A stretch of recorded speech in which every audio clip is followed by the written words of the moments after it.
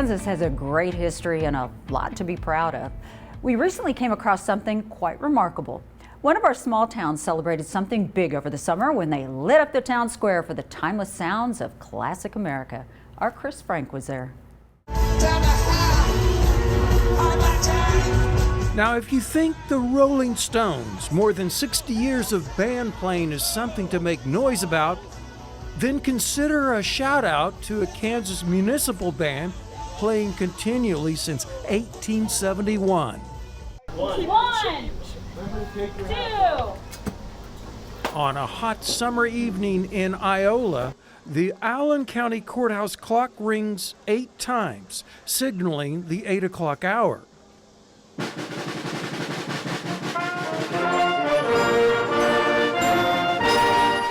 And as the 8th ring sounds, the Iola Municipal Band starts playing the national anthem as they begin their last concert of the season.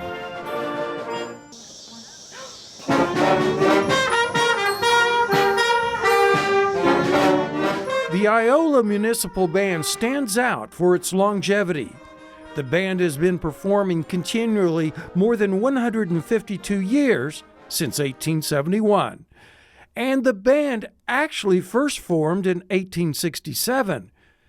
Here, the Iola Band with 10 members photographed in the 1880s. Iola's municipal band performs Thursday evenings in June and July. It's just the thing to attract folks to the courthouse lawn in the summertime. It brings a lot of people together. People who have lived here for 70 or 80 or 90 years, they even bring them over from the nursing homes. John Sheehan, one of several playing in the band for decades. Sheehan also does announcing in between songs. 82-year-old Andy Dunlap has played in the band for more than 50 years. The tradition is generational. Well, it means an awful lot to me because I've got 3 sons that have all been in the band at one time or another. Another one's still here tonight. Band performances have been held at this bandstand since 1918. This historic photo shows hundreds in attendance. Other photos show band members in various uniforms over the decades. The number of band members has varied from about 10 to more than 30 since forming a few years after the Civil War ended. Band members start arriving to set up all the gear about an hour before the performance. So this is going to be real special. She's going to put the stand, and we have this is our banner. This is a historic drum that talks about what's out there. It's basically says, we've been here for a long time doing this every year. So Cool. This is our historical bass drum. So it's got our emblem on it since 1871. Band director Jenna Morris places the bass drum in front for all to see and to be reminded how long the band's been around. 24-year-old Morris is completing her 2nd year of leading. Morris teaches K-12 music at Southern Coffee County schools. And if you get here early, you can hear some fine individual music as the musicians warm up.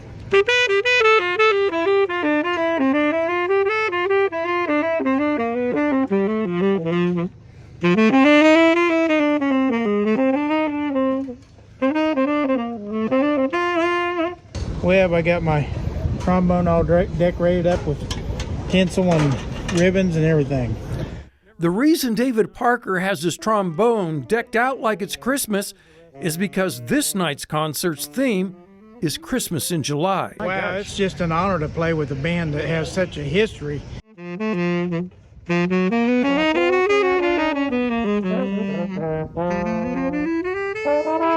Some of the musicians, like Parker, play in other towns' bands. And on weekends, Parker plays in a Tulsa jazz band. Alan McKenzie from Independence teaches in Buckland and Ashland schools in southwest Kansas. But on Thursday evenings in June and July, he makes sure he's in Iola to play in the band. And I've been playing the saxophone since I was 10 years old. Went to Pittsburgh State, and I just love playing music and playing in all the area community bands that I can. We play in the Coffeyville Community Band, the Iola Community Band, the Independence Community Band, and that's what I love to do is play music and travel around and play in the different communities. And while the stage gets set, the town comes out. There are park benches, but many make their own seating arrangements. This band has developed a fan base of followers who plan their June and July Thursday evenings around these performances. I just love the band, and I've came for years. I enjoy it, but I think it's neat for the community to get together. And I think it's amazing that they've kept this going all these years. 1, 2, ready.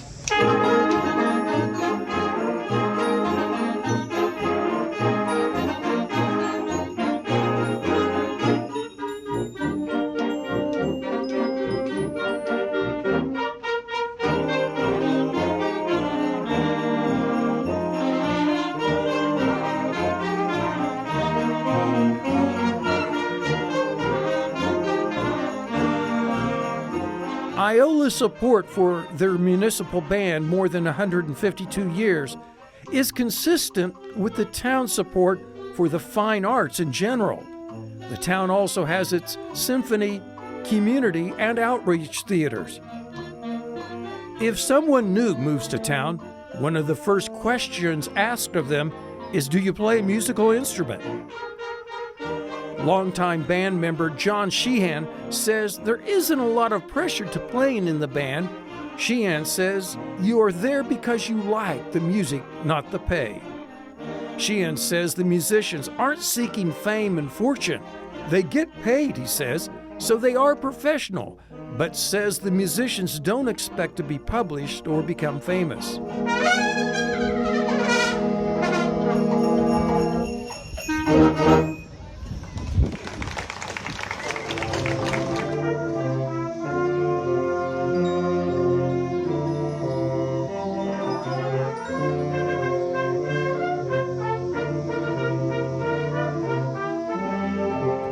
Iola's support of this musical tradition goes along with the city's conservation of its colorful downtown buildings. Iola's courthouse grounds are larger than those in other county seat towns, with it covering several blocks. Iola claims this is the largest downtown square in the United States. The historic buildings line the square's 8 blocks. Building dates are prominently displayed on local storefronts. Those historic buildings echo the band's music back towards the courthouse square as the sunshine begins to fade.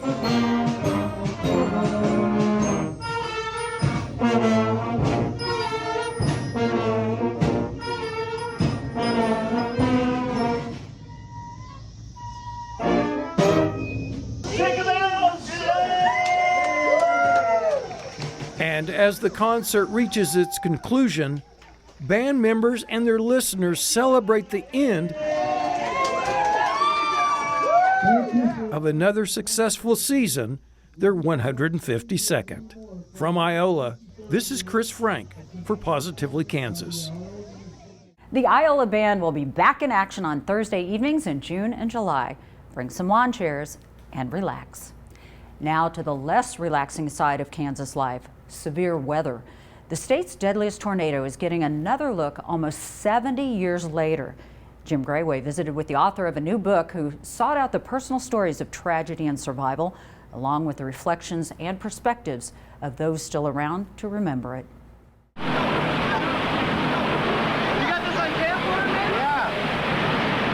Tornadoes have been bringing death and destruction to Middle America for as long as people have lived here. The deadliest on record in Kansas hit in 1955. Author Jim Minnick has written a book about it. The book's title is Without Warning because there literally was none.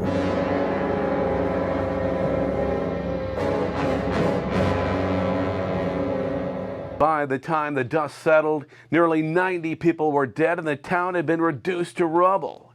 Since then, America has suffered only one tornado more deadly. That was the one that hit Joplin, Missouri in 2011 that killed 158. The Udall storm stands out as both a tragedy and a game changer for the way it forced improvements in weather forecasts and warnings. The Udall tornado, I think, really woke the Weather Service up to how much better they needed to be at communicating the message. Even though the tornadoes, the storm system hit Blackwell, Oklahoma in like an hour before it hit Udall. And it killed roughly 20 people there. And then it just slowly moved north in that hour's time. So, today's standard, there would have been plenty of warning. But those were the early days of television. Forecasters with their primitive radar and limited experience had given viewers the all clear by the time the 10 p.m. news had ended. People went to bed. Then at 10:35, boom. I've never lived west of the Mississippi. I was born after 1955. I've never seen a tornado, let alone be in one. So I was just fascinated by the phenomenon of its tornado, the power.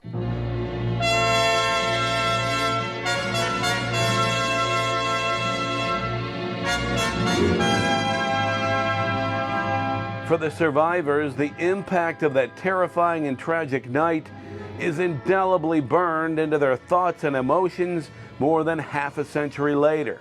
All the survivors are very weather conscious and very, they live with their phones if there's any threat of storms. They are very aware of that. And I think they've passed that on to their children and their children's children. Their stories are so dramatic and shocking that Minnick, who had intended to write a novel based on his interviews with the survivors, quickly changed his mind. As I started gathering all these stories and these people were sharing them so freely, it just really quickly I realized I could not change it into fiction. It was so powerful on its own. Plus, I wanted to honor the gifts that these people were given, and just to honor them for surviving. The book includes many harrowing, courageous, and almost unbelievable firsthand accounts. Like Bobby Atkinson was 15 years old. He felt the house lift and he jumped through the window and crouched beside the foundation. The first wall of the tornado came through, and it was really strong and powerful. It blew all his clothes off. And then there was a lull, and I think that's like when the center passed over, and he looked up and the house was gone, and he saw and heard nobody else. And then the second wall of the tornado came, and it just pummeled him. I mean, it broke both his arms, it crushed his hand. He had concussions, was knocked out, and broke one of his legs, and had a 2x2 board puncture his back and be lodged in his chest cavity. So he waited and waited, and nobody came to rescue him, and so he crawled a half a mile because he couldn't walk and he had broken arms. But just imagine crawling a half a mile over all the debris, and then eventually got to the edge of town where there were cars coming to search and rescue, and Minnick says Without Warning gives readers a sense of the importance of community, the importance of weather knowledge and preparedness, and the importance of determination and courage in the face of overwhelming danger. I'm Jim Grayway for Positively Kansas. The tragedy of the Udall tornado helped shape what television news would become. It demonstrated the critical nature of weather forecasting by local stations, which had only recently begun broadcasting at that time. If you're old enough to remember, or you like to watch old TV shows from the 50s and 60s, you know that bridge was a popular game during that period. Couples would enjoy cocktails and hors d'oeuvres as they squared off for an evening of congenial and spirited competition. Well, now the game is being rediscovered by Kansans who find a lot of benefits in playing. Anthony Powell has their story. Another busy day at the Wichita Bridge Club, where several times a week, players try their hands at a variety of bridge games. It's a welcome sight. Many here thought they might never experience face-to-face playing after COVID. We had kind of an emergency meeting of board members, and I'm a board member, and we voted to close. Of course, we were assuming it might be 2 to 4 weeks maximum. Beck says the center was closed for nearly a year and a half. During that time, many players played online bridge. But the club also lost several members to the virus, and it's been somewhat tough to get people to come back and play in person. But the numbers are steadily growing, not only because folks missed the game, but more so because they missed each other. People missed that socialization, the face-to-face caring that goes on. And socialization is a big reason bridge has been played in Wichita and around America for over 100 years. It was so popular in the 50s and 60s, there was even a TV show devoted to it. And here we go again with Championship Bridge. And it's not just everyday folk who have and continue playing bridge. Celebrities like Bill Gates and Martina Navratilova are also fans. Meanwhile, back at the Wichita Bridge Club, we spoke to one of its longtime members, David Copper. I started playing in college when I went to KU in '65. 10 years later, Copper joined the Wichita Bridge Club. When I started in '75, there might have been nationally maybe 250 to 300,000 players, and now we're down to 100. Part of it is people found other things to do, and young people don't go to this game anymore. You know, they play video games or something else. A big reason for that, of course, is due to technology. But perhaps another reason is that bridge is hard to learn. The thing that I think it is that you are working on combinations, patterns, always needing to add the memory of how many cards have been played in a suit, and every hand differs. As we've already mentioned, bridge is very, very complex. So much so that Mary Beck teaches an 8-week course about the game at WSU. It's an 8-week adult continuing education class, a perfect fit for Beck, who is a retired Newton High teacher. But before she could teach the game, Beck says she had to do some brushing up herself, so she joined the Wichita Bridge Club. I had played, but didn't understand it really. My parents played it, my grandmother played it.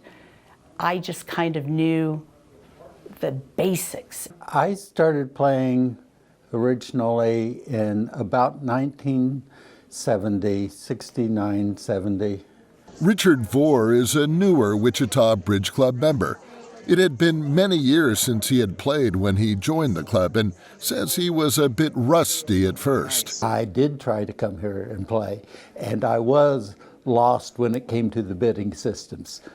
So you said to yourself, I better take Mary's class. Yes. Vore says taking Mary Beck's class has made all the difference, and he's loving playing the game he learned more than 50 years ago. A game that he says has provided a big boost to his daily life. The challenge and the associations with other people. I need to keep from being bored, and I need something that'll challenge me a little, and I need to interact with people. And that's exactly the kind of sentiment it's hoped will grow the membership here. While club members know it's mostly the older generation that will be attracted to bridge, they invite younger people to see how much fun and engaging non-technological games can be. For Positively Kansas, I'm Anthony Powell. As you heard in the piece, Bridge Club members love the mental stimulation the game provides. In fact, some studies have indicated that perhaps bridge might reduce the severity of dementia. Now to the wild side of Kansas life. In this week's Kansas Wild Edge Report, Mike Blair takes us to one of the best places in the state to see buffalo and elk in their original habitat.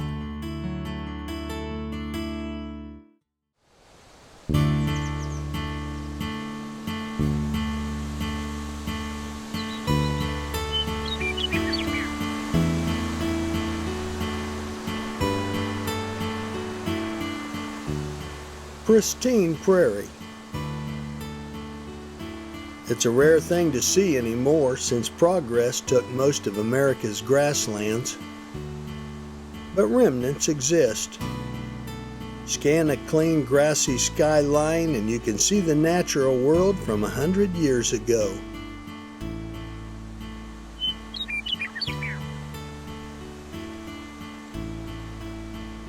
One such place is Maxwell Wildlife Refuge near Canton, Kansas.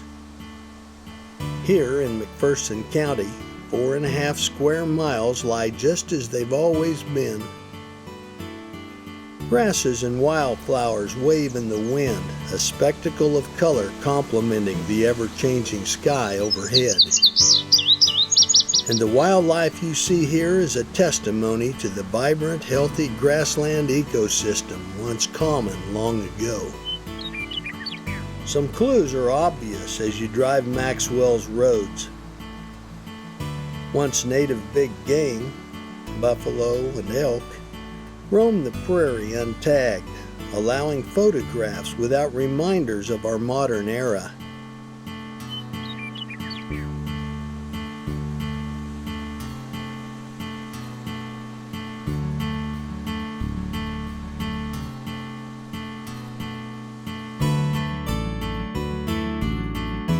Perceptive visitors also find clues in the smaller fauna that depend on healthy prairies.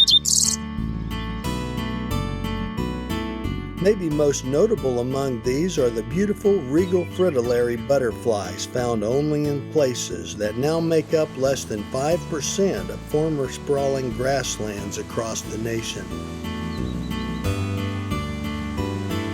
On a June day at Maxwell, hundreds of these butterflies can be found on common and butterfly milkweeds, with host prairie violets on which they complete their development safely tucked away in the tall grasses.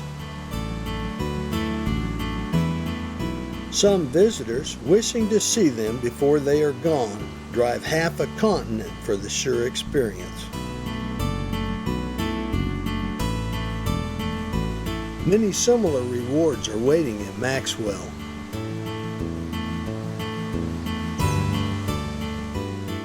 See for yourself the pristine prairie and the way it always will be in protected places like Kansas Maxwell Wildlife Refuge.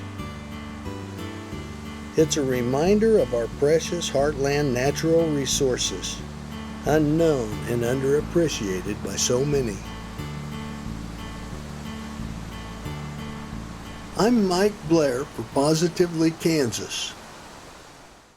Next week, Mike takes us on a search for some of Kansas's most interesting migrants as they're heading south for the winter. Well, it has all the flavor the California coast planted right in the heart of Kansas. The first annual Rootstock event drew in hundreds of festival goers and plant lovers for an afternoon of music, art, and vineyard vibes. Anna Spencer takes us out to Colwich to experience the start of what promises to be a new festival tradition.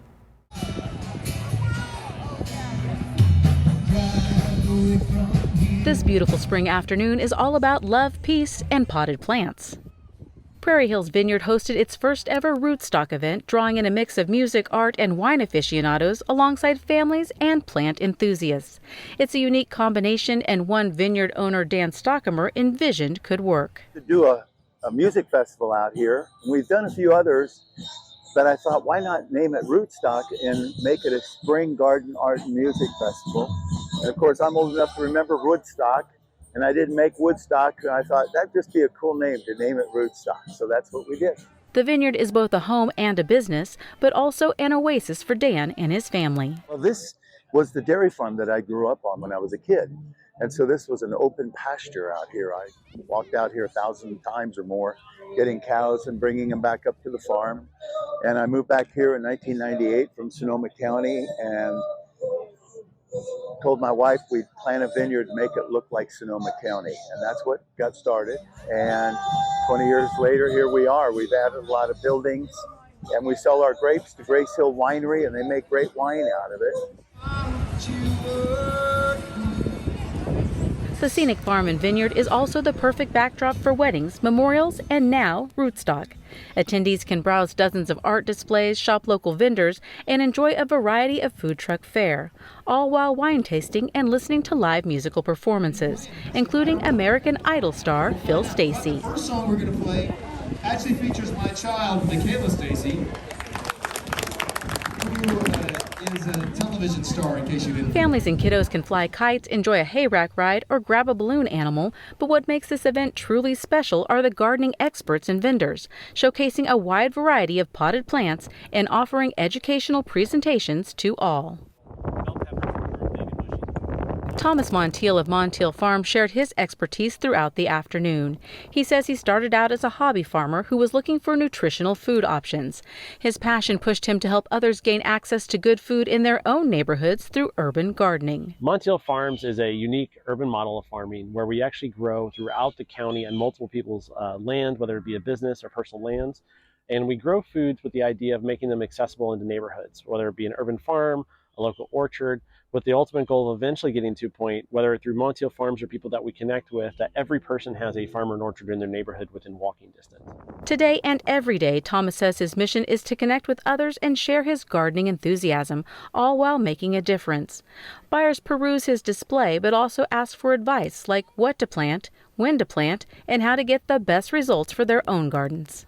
For me, the biggest advice is just to try and get started. There's a lot of information and resources, and almost everybody in the growing and farming community is willing to give and pass on knowledge. We're almost always excited when somebody is willing to put a plant in the ground and give it a go.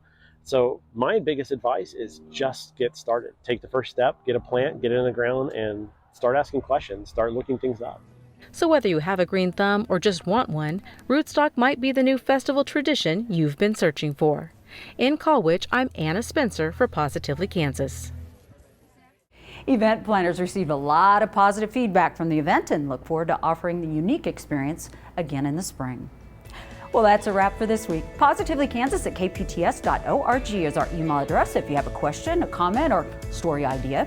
We always like to hear from you. Until next time, I'm Sierra Scott. Be well. I'll see you again soon.